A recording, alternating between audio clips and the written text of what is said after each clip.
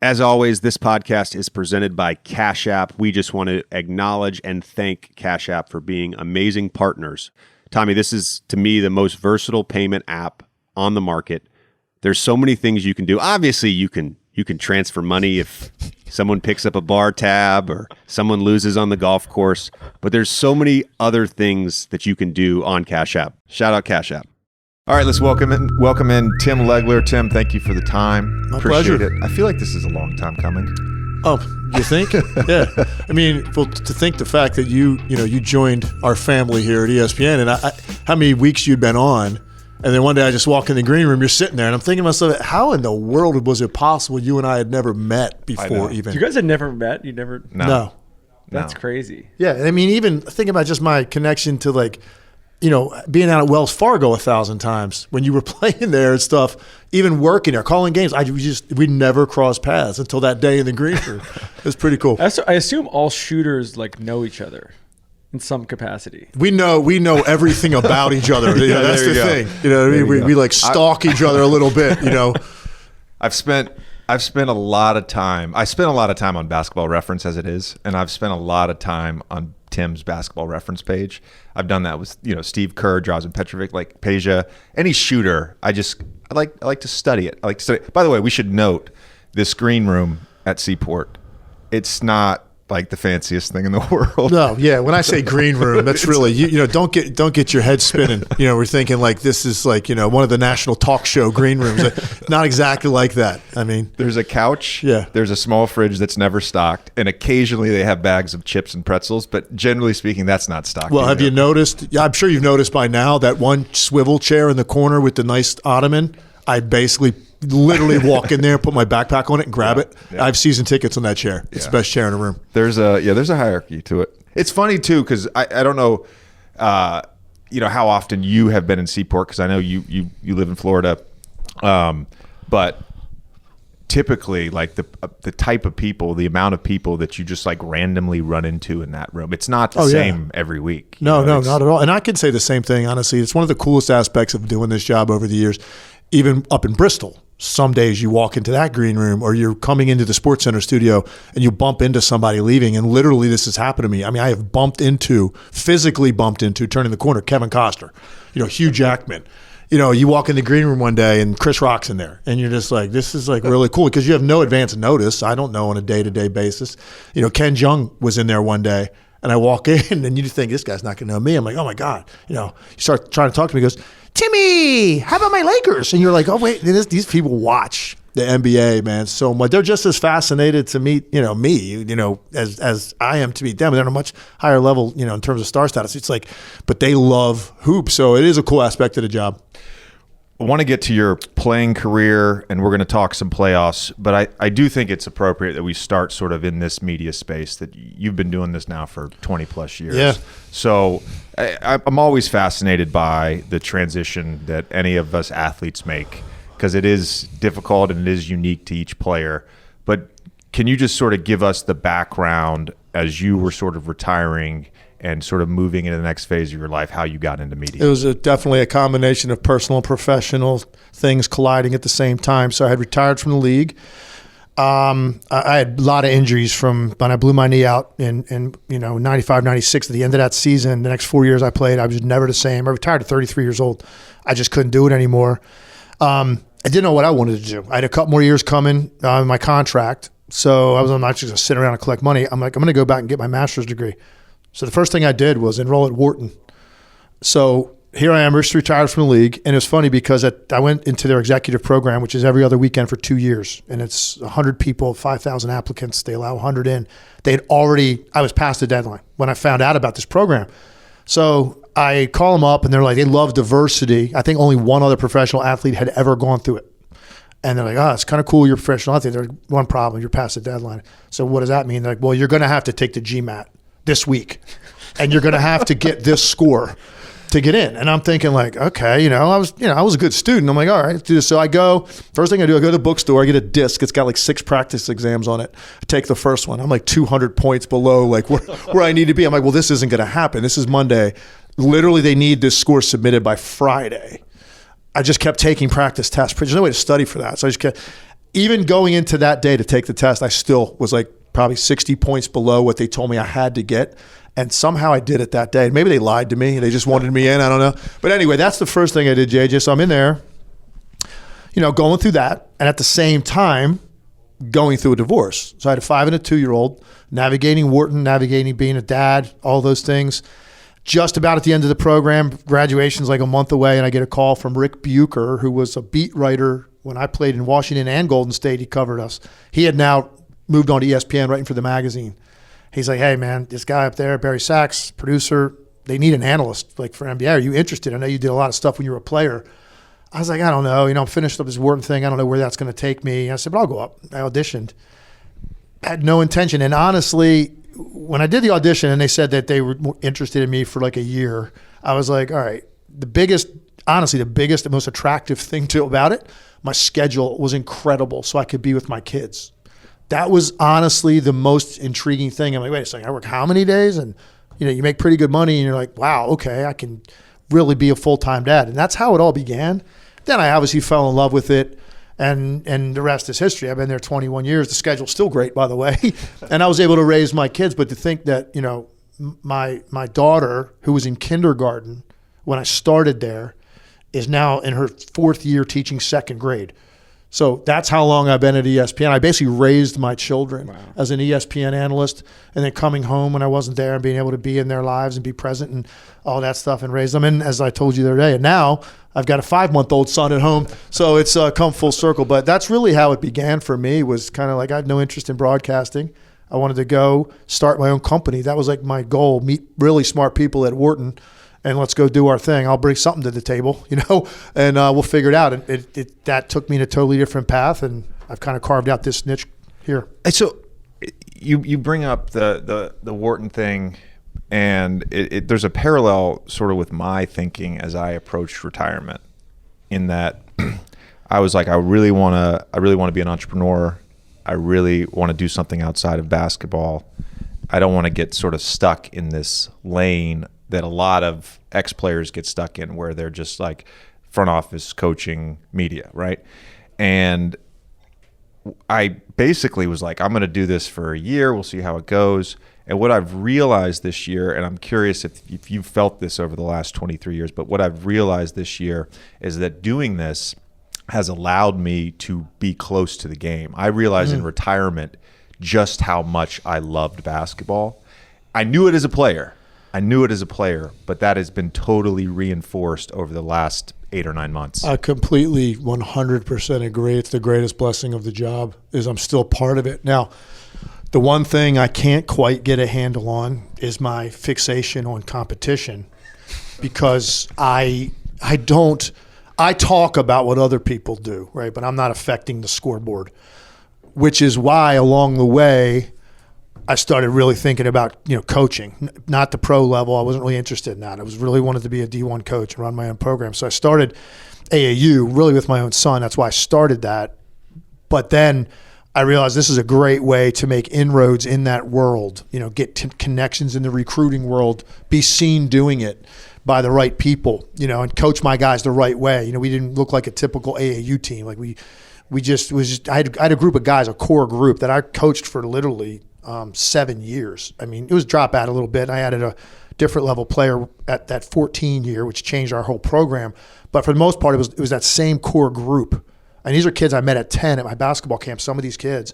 And I'll be at their weddings one day, So that's where I was getting my fix. Maybe too much of that fix to my players thinking, because I was a maniac. With youth basketball, yeah. Yeah, I was a maniac on the sideline. I mean, to this day, my biggest nemesis in life are AAU officials, right? Referees at the AAU level, because there's a schedule on this court.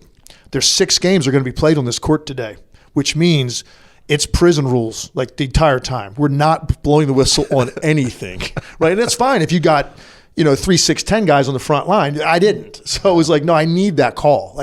So that's why I started doing that. And that was giving me my fix at least. But this lets me stay connected to the pro game and the highest level of basketball. So I completely agree with you. You do feel a part of that world still. You mentioned you were doing a little bit of this when you were still playing. What did that mean at that point? So here's what that meant. And actually, it's funny to think about the names I'm going to throw out right now, where they were at their careers at that time in Washington. So I'm in Washington, and that's when I had my best years. And I'm there, and Tony Kornheiser was just a columnist for the Post, and he had a radio show. Michael Wilbon was a columnist for the Post. George Michael had the George Michael Machine, which you guys might not know that show, but it was a famous sports show. It was kind of like the equivalent of what Van Pelt does now. It was a national show, but he was based in D.C. So while I was playing, they'd hear me do an interview, and I guess they started to think like, I like what he has to say. Next thing I know, like Kornheiser has me on like a weekly guest. And then he goes on vacation one week. He's like, you want to host my show, which was all sports, which was right up my alley because I'm an enormous Washington Redskins fan, Baltimore Orioles fan, Capitals fan. So I could talk about those teams hosting a show. If I get a caller who wants to talk about the Capitals, I would know those guys. I would know those Redskin players. So did that for a week. And that's really, I got connected to those guys. And then I remember, and Kornheiser to this day, every time I do something with Kornheiser, he brings up that he takes complete credit for me in broadcasting 21 years later, because he did encourage me. You need to do this one day. Like, you need to do this. He kept telling me that. And so that's what I mean by and I guess ESPN saw some of those hits, some of those interviews and things like that. And that's when they got a hold of it. And my name came up, and here we are. Woj does the same thing for me. He takes all the credit. He always says that he takes the credit for me and Kendrick Perkins. I don't know. We'll find out. We're going to have Kendrick on soon. We'll find out what the connection is there, how he got Perk started. By the way, Woj texted us the other day. Did you get that? Yeah. Because I think it's like the first time. It's the first time we've been in studio together on the air. We did 2 days this week. It was great. That doesn't make any sense. I actually will say this, and so I told you this on Tuesday. I love doing First Take, and I, for some reason, I thought that was going to be the show that I hated doing the most, and it's actually my favorite show to do. Yeah. But again, the show is structured around, a debate style show, and when you were on, Stephen A. was had the day off. When you were on, that was one of the most enjoyable experience I've had in media, because we just got to talk about basketball for almost 2 hours. It was great. Tremendous. And I like the format of that show too. Yeah. Because you kind of don't know what direction it's going to go in once you start. And the thing that's best, honestly, about that show is you have time to breathe. Like, you can really get into a subject. And if they've got something carved out for 12 minutes and it ends up being incredible, the conversation where it goes, we come out of break, we're going to do 12 more on it. Yep. And, because normally a lot of the stuff we do, you're going to go on, do a Sports Center hit, or you're going to do NBA Today, whatever it may be. It's going to be a 3-minute segment, and you got to get in tight, make your point, get the meat, and then get out, and that's pretty much it. That show, it's one of the reasons I love radio format. And I host on Sirius XM NBA Radio at least a couple days a week. I host shows, and that's the same thing. You might find a topic that's half your show that day for 3 hours because people are hot on that topic, and it's just, I don't know, man. You can really, I think it allows you to really show your intellect and how much you know about this particular topic. I think you brought up such a great point about what makes that show so good, in that you don't know what's going to happen. In all the other shows, you are so limited, and a lot of it is by time. Let's be very clear on that. You're in a certain block. There's 3 other people on a show with you. You might get 30 seconds on an answer. It may or may not come back to you. But there's something that's very organic about First Take. And there's been a couple times in the last couple weeks where, people have texted me and you woke up and chose violence today. And the reality is, I did not wake up and choose violence. Yesterday it just happened on the show. You did wake up. No, it's not. People were texting me yesterday, and I'm like, with Mad Dog, I did not know that he was in the green room when it happened. Yeah. And I came back, and I was like, oh my God, what just happened? I know. It was, and I didn't. I had to go. I did a couple other hits, so I didn't see your exchange with him until later that afternoon when I actually saw it replayed, and I was like, oh, damn, that's why JJ came in the room like that. Literally, he gave me one of these, grabbed a water bottle and sipped on some water and turned around, and I saw you decompressing in the hallway. It was tremendous. Yes, I had to. It was major decompression there. I wanted to just touch on one thing real quick, because I want to circle back to the coaching thing, and in that the competition side is really where that void as an athlete, it's really hard to fill. And I don't know that there's anything we could ever do that that fill the void of competing at something, not only at the highest level, but competing at something that we dreamed about and worked towards for our entire childhood. So there's this connection to the competition of basketball that's really hard to reinforce in other areas of our life. But what I was going to say about the coaching piece is, I've thought this, and I haven't told you this yet, but I've thought this, my whole career, even when I was in college and I would watch the NBA. To me, you are the preeminent in-studio NBA analyst that exists. Appreciate that, man. You are. In compliment. terms of your expertise, your analysis, the intellect, communication, your ability to break down plays and concepts in a way that the average fan can understand. And that's not just me. I mean, I'm on Twitter. When you do a hit, that is always brought up. Like, we need more Tim Legler. We need more Tim Legler. So I would assume that D1 coaches are able to see this and see your intellect. And this is something that we've talked about this. This is something you've been after now for years. Why do you think it is that you haven't been able to really make it down to sort of a finalist list and get a D1 job? A huge part of it is the fact that the search firms have taken over the college coaching game. And what I mean by that is, so why does that hurt me? Because search firms are connected to agents. They've got a list of guys they're trying to help. I am not going to be put on the priority list. So, and I got an agent for college coaching, for a while. I went and interviewed with search firms so they could literally, I'm sitting down, interviewing with search firms. I did this 3 times. And they carve out an hour for you. You go in there. At no point do they even remotely touch on how much you know about the game and how you can communicate the game and how you would be as a coach. It's irrelevant to them. It's, there's no coaching tree here. Yeah, I know, obviously. I'm kind of taking a different path than a lot of guys. Right, that's exactly right. No coaching tree, right. But, and you try to, I have a checklist of things that I think are going to make a coach. And I try to explain, why I check these boxes. This isn't just some dude that one day woke up and I'm tired of doing TV. I'll go coach. I rolled my sleeves up for 8 years, man. I was the guy in my suit doing the noon sports center, getting on a plane in my suit, flying back to Philly, driving to the gym, walking in the gym, my team showing up for practice, going into the locker room, changing into my basketball gear, getting in the court, and then we're going to practice for 3 hours. I did that for 8 years. Traveling all over the country during the NBA playoffs, coaching my team 5 games on the weekend, flying after the game, showering up in the locker room in Bristol, getting on the air that night so I could do post-game playoff coverage. Because I was this isn't some whim. This is my lifelong passion to do this. And the truth of the matter is this. When I retired from the league, JJ, if I hadn't been going through a divorce, I would have 100% gone into coaching then. And guess what? You know what I really believe in my heart? Because of I think my passion for it and I think how good I would be at it. I truly believe, you're talking 20 plus years ago, I'd probably be coaching a Power 5 school right now for the last 10 years. I really believe that in my heart.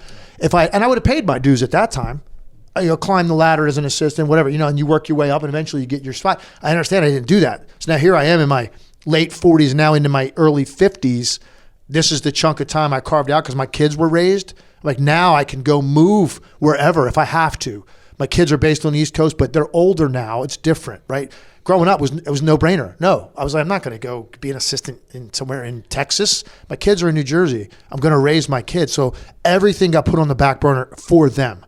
And that's why broadcasting worked. And then when I finally decided I'm going to go for it, that's what I'm finding out, man. It's stiff arm at the door, stiff arm at the door, stiff arm at the door. It's been really brutal. I mean, I've interviewed twice. Once with my alma mater. I don't even want to get into that because they haven't won in 25 years. But yeah, what do I know? And then the other was at Duquesne, and I had a great interview process. It was my first one. They ended up hiring a guy with a very accomplished coaching record as a head coach. I couldn't argue that. I to this day, I'll never understand how I didn't get the LaSalle job. And it might be a blessing because it's a really bad job. But I was like, okay, this is my inroad. I got to take this. I thought I was going to get it like this, and I didn't. So anyway, to answer your question, it's a long answer, but it really comes down to me. the search firm process, I'm frozen out. I have to get an AD directly, and I've got to get a guy that's open-minded to sit down, spend the day with me and listen to me and listen to my background. And how about this? I got a novel concept. Why don't we just watch a little game tape? Yeah. See what I know, what I see, because I think you hit on it. Well, you're a sicko. I want to be clear. Like I picked this up in the last 2 days from actually getting to work with you. He's talking about, I watch games every night, and I'll write down some notes. But he's like, yeah. By the end of the first quarter, I had 10 plays written down I wanted to show today. Yeah, but you're also, a sicko. But also objectively, and this is, I'm curious about the search firm thing in general. You're also well known, and a big part of recruiting is being able to walk into a house and it's like, oh, I recognize that guy. Oh my goodness, it's crazy. You're so true. In the NBA, and there's so many examples we can point to, specific examples of the last 5-6 years of guys being hired off the street who ended up doing great jobs because of they have similar qualities to you have. So it's like, why can somebody become the head coach of the Golden State Warriors without this experience, but they can't become the head coach of LaSalle or Duquesne? Makes no sense. One of my biggest arguments when I viewed Duquesne particularly and LaSalle, I was this. Listen, I know who the list of candidates maybe they're talking to. I know the pool, whatever. It's probably going to come from an assistant coach somewhere on a good program.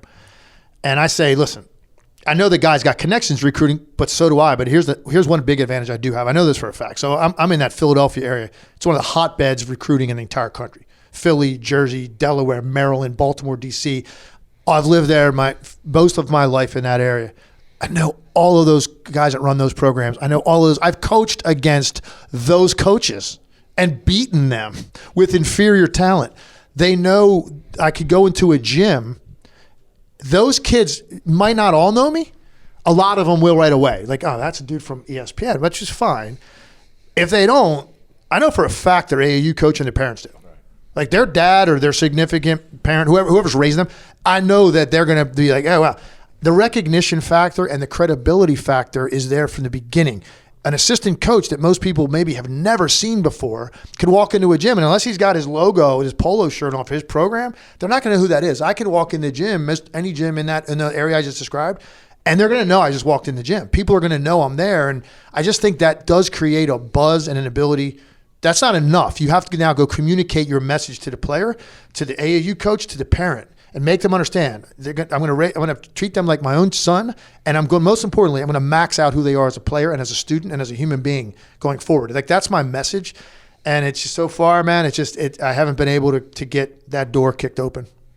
All right, we're gonna. Yeah, this is going to be a goal of the show. We've been pretty good with getting players into different situations and things like that, and so I feel like this is the new thing. We have a new challenge. We're going to bring it up every episode until we have a new challenge. You come back with a new one job. I had one last question on the media side, and I texted you this last night just to give you a heads up that I was going to ask this, but.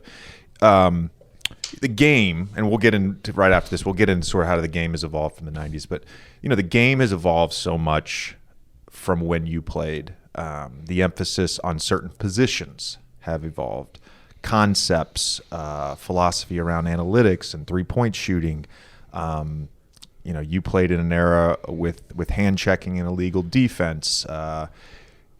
There's so many of your contemporaries that I don't think they're not doing a bad job, but they haven't been able to sort of grasp the evolution of the game and communicate that in a really meaningful way like you have. Why do you think, or what have you done to be able to sort of evolve your analysis with the evolution of the game? I think a big part of it was all the work I put in coaching AAU. I really believe that, and traveling around the country and seeing players and the modern player and the way the modern player thinks and the way they work and what they're training on when they're working with their people to get better. And you just kind of just see like this is what modern basketball looks like, and it's so different. I mean, I look now, and when you see two big guys on the court together in an NBA game, you're like, oh my God. What are they doing? It is groundbreaking. Like I was talking to JB Bickerstaff about this because they played three bigs, right? Because Markkanen now slid to the three as a 7-footer, and he's out there with Mobley and Allen. And you're going, what? It's mind-blowing. And do you realize at one point in Washington, our frontline guys on our team at the same time were George Mirasan, Chris Webber, Jawan Howard, Rasheed Wallace, and Ben Wallace. That was our 5 guys on the front court. And Ben couldn't even see the floor because we had Webber and we had Mirasan and Jawan. So, and that was just normal. You always had 2 on the court, right? And power forward looked like a power forward, like a bouncer at a club. Like that's what those guys look like, right? And now it's like, okay, that doesn't really exist anymore. And, so now this is what basketball looks like. And look, I'm not saying it's all a good thing because there's a lot of situations you'll see and there's no regard for good shots or, everybody on your roster having a license to take a 3 whenever you want to. I don't know that that's always a good thing with every team. But I think me being out there doing that and seeing that this is what it is and staying connected to the game at a younger level, I think that helped me. Your journey to the NBA. So you graduated from LaSalle in '88. You went undrafted. You had a sort of meandering route to get to the understatement NBA. of the century, man. Can you sort of tell us the story of how you ended up making it? Yeah, so undrafted at the time, that year was the first year I think it went to 3 rounds. Right? So it was like 7, 8 rounds. That year it did, and I was told I was on the cusp. Like it was close. I intentionally told every single person in my family, that I don't want anyone around me tonight. If this doesn't go right, you're not going to want to be in the room. So I want to be alone, and I'll never forget it. I was alone at LaSalle in the coach's office by myself with the door locked, like watching the draft. Doesn't go down. I was kind of sitting there, you're feeling sorry for yourself a little bit. And within probably 2 hours of that, I get a call from my agent, and he's like, he'd already had teams lined up that wanted me to come into camp as an undrafted free agent. So that picked my spirits up. Went into training. But anyway, spent time getting cut. Training camp, summer league, whatever, cut, didn't happen. CBA. If you don't know how much you love basketball until you are in Fargo, North Dakota on a Wednesday night. You're playing for the Omaha Racers, and you take a bus ride to Fargo, North Dakota, and there are 4 people in there. And I'll never forget this. We had gloves on, like little mittens in layup lines because you could see your breath in the arena. And you're playing basketball. There's not a damn scout in there. And you go and you give them 35, which is still fun. I don't care. I don't care who's in there. You give somebody 35, you're still. It's like the bus ride after is a little bit better, but you're like constantly questioning, especially when I had so much academic success and I had so much stuff lined up to do, and I'm getting a lot of pressure from people in my life, like, oh, come on, you're gonna chase this, man? What are you doing? You're making no money, and then traveling around these minor leagues. And I think what started to change for me was I started playing against guys because I was a mid-major. And now all of a sudden I'm standing next to a dude at the jump ball circle that played in the Big East, scored 2,000 points. And I'm about to annihilate this guy. And you start to do that to people.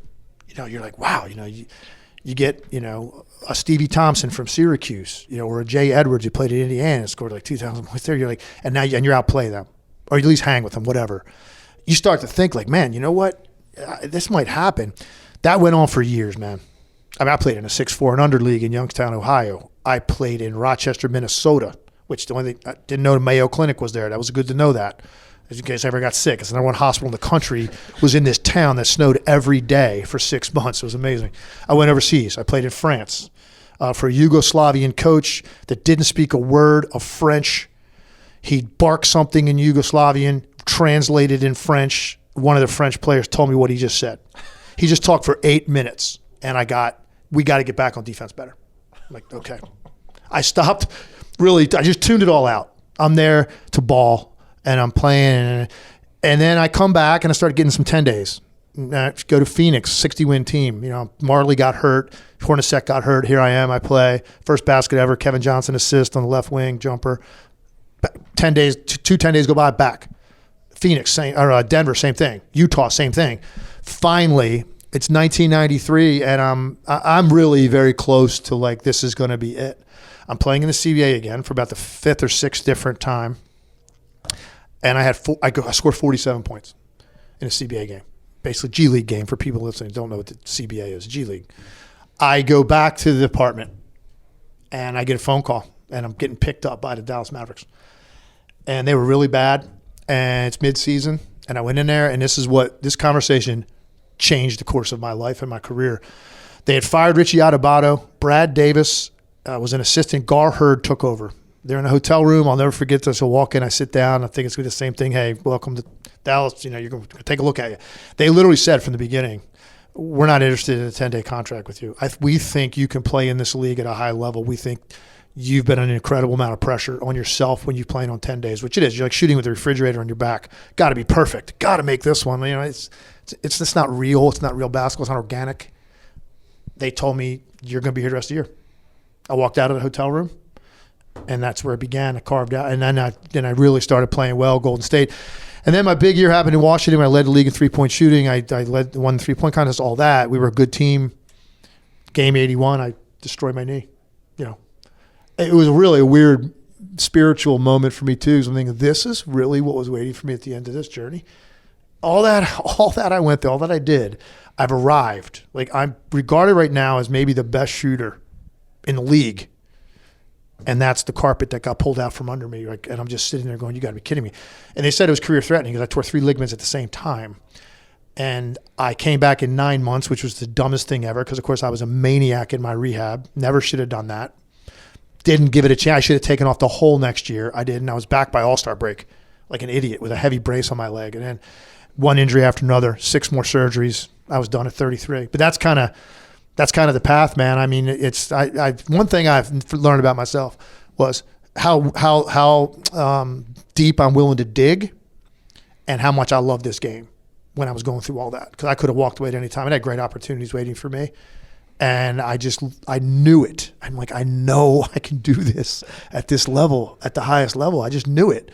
And I did it. And my only regret now as I look back on it all is I just wish that night didn't happen against Boston in April of 1996 because I know I had 7-8 more years at that level. And so now when you pull up reference.com, it doesn't look like what you think it would and what I know it would have looked like. Yeah. Career makes, games played, all that stuff. Maybe even get to a great team at some point and win a championship as a spot-up shooter helping. None of those things happened because of that night, and that's the one thing. Sometimes, man, it's, you wake up in the middle of the night, you're just like, God, why did that have to happen? Because there was so much more there for me to do as a player.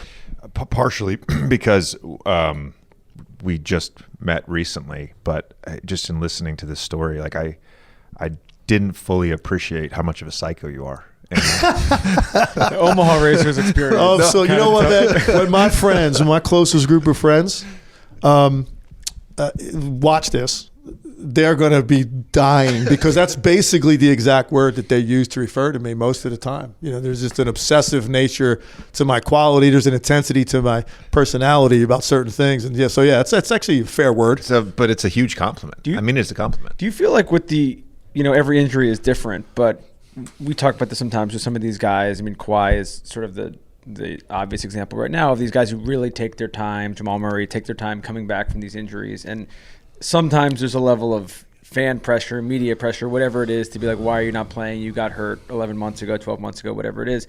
Does that give you a little bit of perspective of like, oh no, this is why you're not coming back? Because if I'm not 110%, that's my life. That's for some of the more major injuries, 100%. But I also think there's a part of me sometimes also that says, wait a second, that's the same exact rolled ankle that happened when I was playing and guys were back at, if you were, I said this to JJ the other day, if you were an 18-10 guy, let's just say, right, you're a power forward, you're an 18-10 guy, and you rolled your ankle and it's normally, a 10-day injury and you're coming back in 7 to 10 days, and I can give you 12 and 6. I'll give you what I have. Yeah. That's kind of what you did. Yeah. Now if I'm an 18-10 guy, you will not see me until I'm a 19-11 guy, like for the same injury. Yeah. Some of it is the culture around protecting assets. I'm sure. And I'm sure, not only that, listen, there's a reason when I watch a game now on TV and I look over there and there's 37 people in official team gear because they got – each player has their own strength conditioning training guy. They got massage therapists. And there's an acupuncturist I think I just recognized sitting on the bench at one team. There's analytics guys. So there's so many voices that go into those decisions. It's a lot more than just a player saying, I'm not quite ready. It's a lot, and I know that, and I'll be the first to admit that. And for me, I can just say this: what played into it for me? You know what else did? When you take the route I took, and you get there, okay. So that year, the first year in Washington, when it was my best year, I signed for $250,000. It would double if I met 4 criteria, which based on to my career to that point, didn't seem likely. Playing 75 games, shoot 40% from the 3-point line. I shot 52. I played 77 games. Shoot 80 from the line. I shot 85. Then there was a 4th one, right? So I doubled my salary. Now I get hurt. I'm a free agent the following summer. I was so afraid someone was going to take my job. Yeah. And that played into it for me. And I think, the money has changed so much now. Maybe guys don't worry about it as much, but I certainly was worried about that and came back. And fortunately, Washington was very good to me coming back from that injury. But that definitely played into my mindset. I mean, I treated that rehab. I was a maniac. That was 9 hours a day, man, just trying to get back as fast as I could and defy all expectations for what I was going to look like going forward. Unfortunately, I never really felt close to the same. I could not separate. I was really fast. I moved. I mean, you're like the icon. Steph too. Like you're just constant. You're great condition. I was always the guy in the best shape. First day of camp, I ran. I couldn't run as fast anymore. Couldn't separate. My lift wasn't as good off the dribble, and it just became like a chore. It was a struggle, and that's why at 33 I stopped. And I think if it had been today, I would have taken longer. I would have had better rehab. I would have gotten back to 100%, and I would have played a lot longer. I gave up on it probably too soon before that happened, but it was just such a mental battle what my body was going through. I think providing some of the perspective about your career to that point and being a free agent and not really having the luxury of taking a full 12 to 18 month recovery is important. No doubt. 3-point shooting. You mentioned you led the league in 95-96, shot 52%, and according to Basketball Reference, that was on 3.2 attempts per game. Yeah, number 1 shooter in the league. Right. That's what the league looked like. And I had the green light. The green light. Let it fly. Whatever you 3 want. shots a game. I'm going to get 3 of these babies up. Where do you see? You take 5 or 6, you felt filthy. Like I need a shower, man, to clean myself up. I'm just a pig out there taking 6, 8 of them. Oh my goodness. Now, I don't know. What's the most you ever took in a quarter? I don't know, 7 or 8. Yeah, probably. 7 or 8. Yeah. 7 or 8. I don't even know honestly what my. I think 15. I think I took 15 was the most I took in a game. Okay, which I did a couple. And you times. Probably took double digits, 10 or more, a lot. Yeah. Right? I mean, yeah. I don't even know off the top of my head. I really don't know what my highest ever in a game or how many times I did 10 or more. Hardly ever. So yeah, to your point, right? That's what it looked like back then. But even I think I want to contextualize this within the frame of the 90s and then sort of bridge it to where we are now. Some of that is the analytics didn't exist. Some of that is the philosophy of coaching. Some of that is the type of threes that were sort of encouraged and allowed. And so for someone to say you have the green light to shoot and you only get up 3 jacks a game, like where was the philosophy league-wide sort of around threes and the value of threes then? Yeah, so basically, first of all, it was all predicated off of playing out of the post. Okay, first. It was going in there first, so you had to have some of that, and I did. And it's not a coincidence that year I led the league was also the best year of Juwan Howard's career. He made the All-Star team that year. He averaged 23 points a game for us. Chris Webber was out all year with a shoulder injury. We ran our offense through Juwan Howard in the low post. He made the All-Star team that year. As a result, and you'll see my numbers the second half of the year, right, start going up because his numbers started to, because we started playing through him in the post more and more and more and more. That left block, So I was also the best entry pass guy on our team. So I'd come out, turn 4, come out, pop off of him, catch it, throw it in on the left block, and sprint to the right wing and wait. And that's exactly what you would do. And then the double team would come, and either it would be direct pass to me, or it would be more often than not, they'd rotate from the top. He'd throw it to the top. Brent Price also that year was our point guard. He shot 40+ from the 3. He'd get it. If he's open, shoot it. If not, they rotate over me. One more pass, boom, 3. That was like my whole season. Now, the one thing I will say, I took 3 of those a game, but I was a really good mid-range shooter, like, and which isn't, you don't see that too often on guys that are known as spot-up shooters. I was like, a scorer. I led the G League in scoring.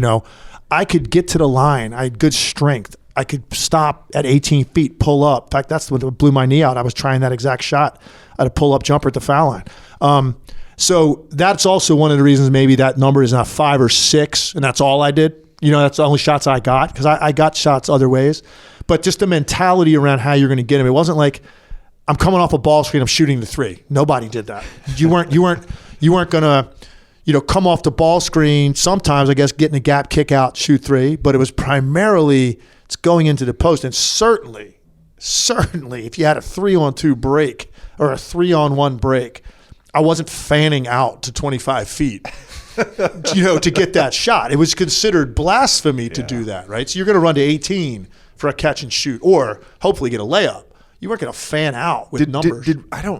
Reggie was obviously one of the guys who would come off floppy action Absolutely. and pin downs and run to the 3-point line, which Absolutely. guys like Kyle and Clay and Steph and me, like we sort of emulated Reggie and Ray in that regard. Did Reggie ever shoot like spot up transition threes? Because for me, it was Peja. He was the first guy I remember doing that. Actually. And that's who I was sort of like, oh, if he has the green light to do that, I need to practice that. Yeah, that's probably true. You know who else would do that, actually? The Orlando teams we played against back then with Dennis Scott, Nick Anderson. Jeff Turner was like the first stretch 4 guy. He was a trail 4 left-handed guy with a pure stroke. So Dennis would do that. You'd guard them, and you're running back on D. And that was like one of the only guys in the league that, like, okay, I got to kind of get there quick, because he might stop at the 3-point line. Most guys didn't. So you're right. And Reggie was like one of the first guys I ever played against. They were running down screen action to get a 3. Right. That when I came out of college, you're shooting 19.9, and now you take 4 feet back. And I didn't shoot a shot that counted for 3 points until my junior year of college. The line went in that year. So I wasn't ready range-wise to do that kind of thing when I came out of school. Over the next few years, I got to that point. I got stronger. I just worked on my footwork, my hip swing, getting my hip around and all that. And then I became very comfortable doing it. But at the time, when I first got to the league, there weren't a lot of guys, man. You had to worry about coming off a down screen, chasing them to the 3-point line. You could go under a lot of those. Maybe they'd fade and shoot it.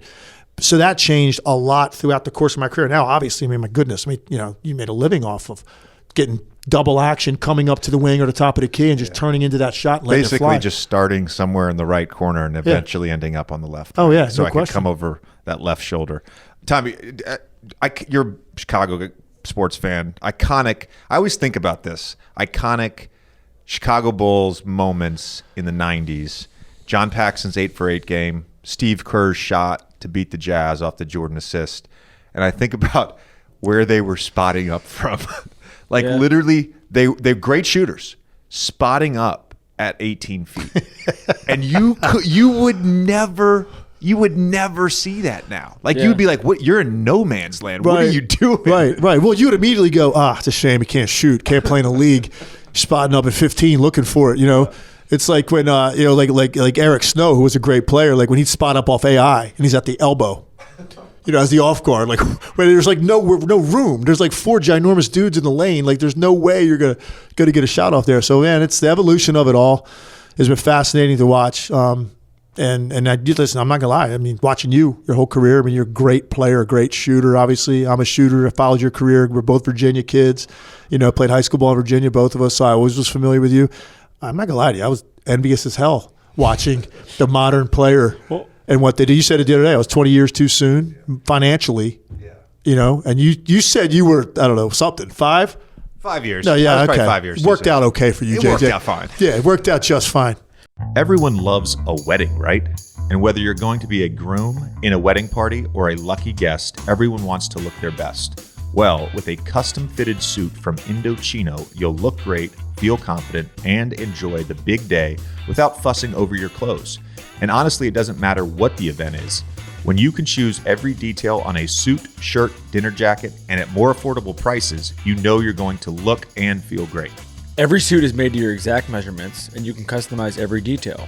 Create a suit that fits you and your style perfectly, with options for fabrics, label shape, custom monograms, statement linings, and more. And the best part, Indochino suits start from just $4.29 and shirts from just $79. Yeah, Tommy, I've ordered from Indochino, and there's nothing like a tailored suit that fits perfectly. You can move at ease and feel confident that you look great. So if you've got a big day coming up, getting the perfect look is no big deal with Indochino. Get $50 off any purchase of $3.99 or more by using promo code OLDMAN at Indochino.com. That's $50 off a purchase of $399 or more at INDOCHINO.com. Promo code OLDMAN. Hey y'all, don't let aches and pains keep you away from your fitness goals. New Plus CBD pain relief topicals soothe sore muscles and joints so you power through your workout and bounce back faster between sessions. I myself know all too well how aches and pains can slow you down, and the Sport Recovery Stick has really helped my body feel great and respond exactly the way it should. Plus CBD pain relief topicals feature a potent blend of CBD and menthol and camphor to keep you pain-free and performing at your best. It doesn't matter if you're competing at the highest level or just trying to stay fit, the Plus CBD Sport Recovery Stick and Penetrating Pain Cream are the perfect complements to your training routine. All Plus CBD products are third-party tested and fully traceable from seed to shelf. That's a big reason why they're the #1 selling natural hemp extract in the U.S. And don't forget, Plus CBD also offers sleep gummies to help make restless nights a thing of the past, among several other products. So make the right choice. Shop now at pluscbdoil.com and enter promo code JJ for 40% off your first order. That's pluscbdoil.com, promo code JJ, 40% off. Do it. The GOAT convo that we have to talk about at times in modern media. Did that exist in the 90s? No. Did it exist amongst players? Did you guys talk about MJ or Hakeem as like, where do they rank historically? No, Was that we didn't. Number one, it was just a complete given. And I would tell people all the time, I played literally from 1990 in the NBA to 2000. 90s, that's my decade. Jordan won 6 rings. If he didn't go hit curveballs for 2 years, he'd probably have 8. So every year of my career, basically, they won it. We even played him in the playoffs one year. And so for me, when that conversation, even back then, it was just a given. No, this is the greatest player of all time. And now, obviously, we're all these years later, 30 plus years later, and now people want to make that into a debate. It still isn't for me. And I'm going to be the first to admit it. I am biased. I guarded him a lot. I guarded those teams a lot. I know what that looked like. And for me, it was that. It was what he did as a basketball player. And he's the only guy I ever played against in my life that never took his foot off the gas as like, I want to annihilate what's in front of me every time I touch it. Like, I played great players. I played Clyde Drexler, Mitch Richmond, Reggie Miller, Chris Mullin. I mean, Hall of Fame guys at that spot. But if you guarded Reggie Miller, nightmare for those 6 minutes. He's running you wild, But you know what else was going to happen at some point? For like 2 straight minutes, 4-5 trips in a row, they were going to throw the ball to Rick Smits. Yeah. And he was going to stand there and camp out, and you could like relax for a second. Like, wow, okay. That was never the case in the triangle offense. They never had another guy like that. He was always moving, trying to post you, catch it, swing through, go. You had to box him out every time. Like, a lot of 2 guards, you're like, the shot goes up, you're like, okay, that guy's not coming to the glass. Like, you can relax, not him. You're going to be on a poster. You're going to be on Sports Center tonight. If you don't box him out. So, like, the mental and physical pressure he put on you was unlike anything I've ever seen. I read an interview, we were talking about him, and I'm paraphrasing, but you basically said it was almost like a no-lose situation in some ways. 100%. Because of how good he was. 100%. No matter what happened, you're... They tell you the exact quote, I think, was, how did you feel when you were going to play him? I said, I'm so excited. What are you talking about? There's nothing he was going to do to me he hadn't done to much better players. So for me, I go out there for the next 4 minutes, and I make him take some tough shots with a hand in his face, and he misses those. Not that I had a lot to do with it, but he just happens to miss 3, and you're in the vicinity, hand here, hand there. You check out of the game, you're probably going to get standing ovation at home. I had to worry about the other backup 2 guard that's like my role that guy can't tune me up because now I got a problem.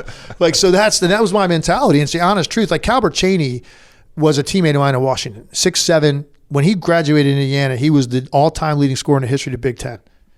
6'7", pogo stick, left-handed, jacked, one of my closest friends in the league. We played against each other every day in practice, an elite level defender. I saw Jordan give him 55, draped on him, inside his jersey. So I would go out there for, my 7-8 minute stretch. I'm going to be out there. Anything I did was so much better than that. What that ended up looking like, that's literally how I approached it. So I never got nervous. Other guys, there were other players, though, that I would see cause nausea amongst guys in your locker room. Shaq in particular. Like, you look around at the centers I would play with that night, it was just different. Their approach to, like, the pregame, you're looking over like, man, he doesn't look that good. Like, he's sweating a little bit. Like, because you could not just get outplayed. You could get humiliated. You know what I mean? And Jordan was kind of like that, but not physically like Shaq would do to you. I had a teammate early in my career who, whenever there was a big matchup, he would get the flu. Oh, yeah, he would get the flu. I want to touch on the centers in a second, but you mentioned the playing against MJ in the playoffs. You guys played them in 96, 97 and got swept in the first round. That was back when it was a 5-game series, and they beat you guys 3-0. MJ, I think, averaged like 37, 5, and 5 for the series. You may not remember any specifics about this, but going into a series, playing against those Bulls and playing against MJ, what does the preparation look like? What does the game plan look like? What are the conversation amongst players, amongst coaches? What does that look like in that moment? There's so much electricity. I'll never forget. So we go to play them the first two in Chicago, and he had a 50-point game in one of those two. Here's the thing. All three was best of 5 first round. All 3 games, they swept us. All 3 games were a 1-possession game inside of 3 minutes. That's how tough we played them, including at home. We're up 1 inside of a minute, and Pippen had a 3-point play dunk, and that pretty much ended it. But so the electricity going to the arena for Game 3 in Washington, what that felt like, and I had been there now this is my second full season there, and that year, I came back for the very end of the year from my knee injury, so I really wasn't playing a lot still. But I'd been there now for 2 seasons, and it was every other game combined times 10, walking into the building even. It was like the Beatles. I would describe it like that. It was like that when we were going to play them. It's kind of what it felt like. I tell a story all the time, playing them in Chicago Stadium during that time, the iconic music, MJ being introduced last. You'd be standing on the court, and you and I could be teammates. There's no possible way you could hear a word I was saying by the time they got to his name for starting lineups. Not to mention the fact you're down in the locker room below the court, dimly lit hallway, puddles on the ground. That's the locker room they gave you. You'd be down there, and like you'd hear what's kind of going on upstairs, and it really did feel a lot like the movie Gladiator, like you're being led out there. You're like marching down the hallway. It's like we're about to go off. We're being fed to slaughter. Like that's what it felt like. And you walk out there and it's just like, to this day, I've never experienced an environment like playing against Michael Jordan in Chicago Stadium. It was the most electrifying thing in the world, and obviously just the adrenaline. And I had some pretty good games against them there too, which always felt good. There's been great centers historically in the NBA.